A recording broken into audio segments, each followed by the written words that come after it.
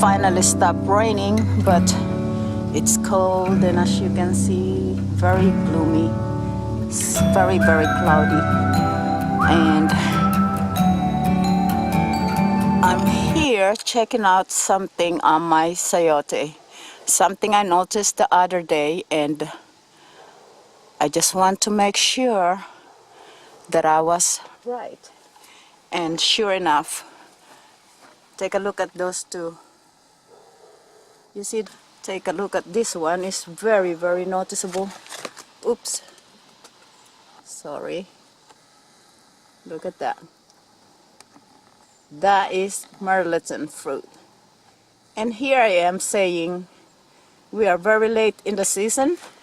And although the Chayote or Merliton is in bloom, I keep saying it will not do much other than that because we are very late in the season.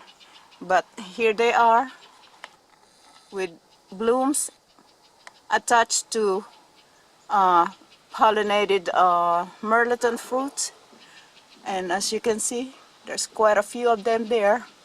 So far, I believe I have seen 6 or 5, and here goes another good size right here. Right there as well. You can see that. That's the Merliton fruit right there. Okay, and you see the cluster of flowers or blooms. And now I always consider this plant as heat-loving or tropical type of plant, although it does not like extreme heat like we have here in South Carolina, because this is the second time I attempted to plant Merliton or Chayote.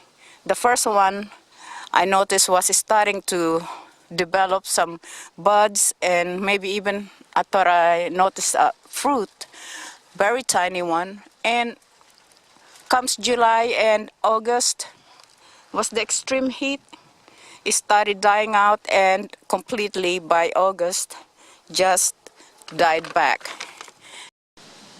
So there you have it. The heat-loving plants, tropical type of vine, is actually bearing fruit. And yet again, I know that it's very late in the season, and this Merliton vine is still trying to bear fruit. And because, as you can see, the weather is not gonna hold off much longer. Actually, tonight we are going to be in the mid-30s, and it's going to be very cold. My finger is kind of frozen right now, and my lips are tightening up. It's getting stiff from the cold. And as you can see, I just had to document this, that we are in November, and or mid-November almost, and we are actually experiencing cold temperature right now, and yet my Merliton is doing its best. It's still trying hard to bear fruit, although I'm sorry to say that it's not really going to hold up much longer. I mean, the cold weather, it will succumb. And my hope is that as long as it could survive the winter and it managed to come back next spring, we should be able to harvest sometimes late summer. We should be able to harvest some Merliton or Chayote, because as you can see, I have no doubt that this is a prolific vine that will provide lots of fruit. Here's one vine, and as you can see, there's one there, there's another one right there, and here's another one right there.